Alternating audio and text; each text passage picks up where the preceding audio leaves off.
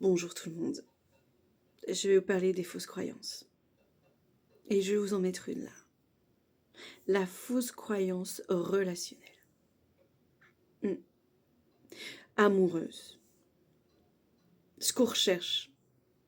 Souvent on se dit, est-ce que je peux avoir encore, comme dans ma jeunesse, ce côté adrénaline, oui, la rencontre et tout.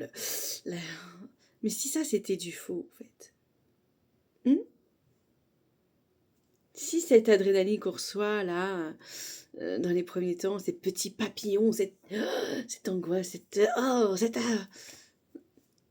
est-ce que ça serait pas du faux en fait? Et qu'on nous aurait fait croire que c'était comme ça, parce que j'ai toujours parlé de ces petits papillons. C'est quoi ces papillons? Je les ai jamais reçus. Donc j'ai jamais aimé, j'ai jamais été amoureux. Vous voyez comment c'est réducteur pour cette personne-là? Alors que c'est peut-être elle qui a toujours eu raison.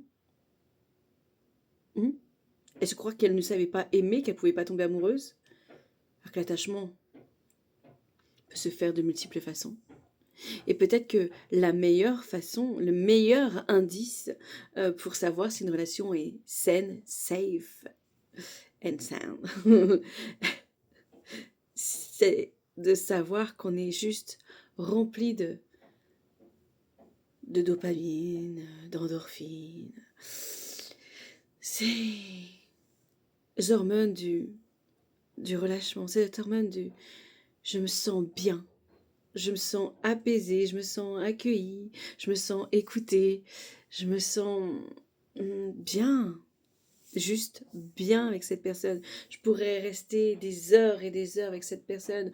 On rirait, on parlerait, on s'écouterait, on se comprendrait.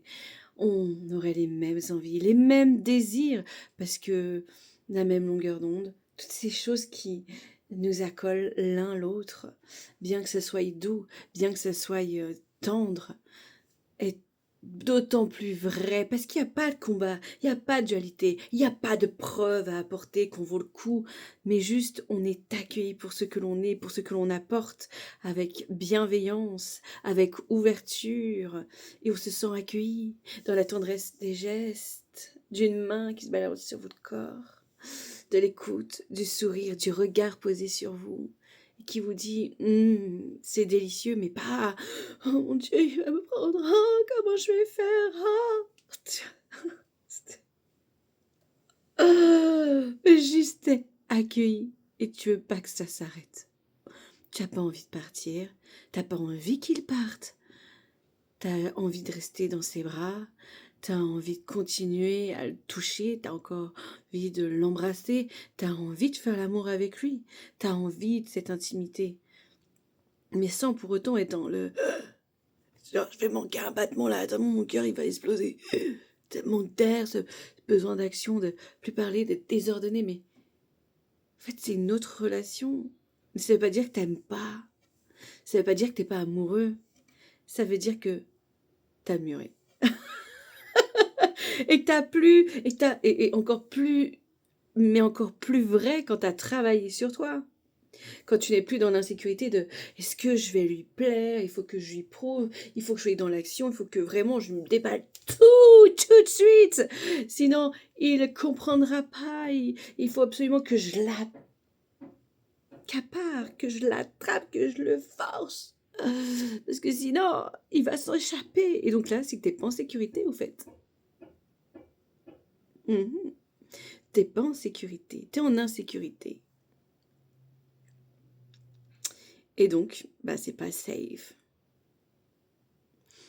Parce que tu devrais juste être bien, sans avoir besoin de te vendre.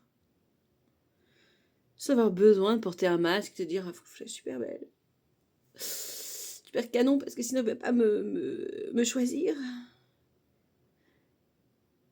Est-ce que tu as besoin de te vendre dans ton intimité? On est passé dans ce système de consommation, on doit se vendre pour ses relations amoureuses, on doit se vendre pour le boulot, on doit se vendre pour cette société de l'homme ou la femme parfaite qui gère tout nickel, qui n'est jamais débordé, qui n'est jamais au point de saturation, qui n'est jamais overbooké, rien, qui gère tout, même si elle a un emploi du temps à gérer les enfants, son professionnel, sa vie aussi sociale, donc ses amis, mais aussi sa vie de couple. Bon, après, vous me direz, il y en a, les célibataires ont au moins plus le couple à s'occuper. Mais qui a envie d'être seul? On n'est pas fait pour être seul. Mais ça, c'est une autre fausse croyance. On va s'arrêter, c'est pour la première. Je vais pas dire d'une longue série, mais en tout cas, je pense qu'on peut avoir 3 ou 4 sujets dessus.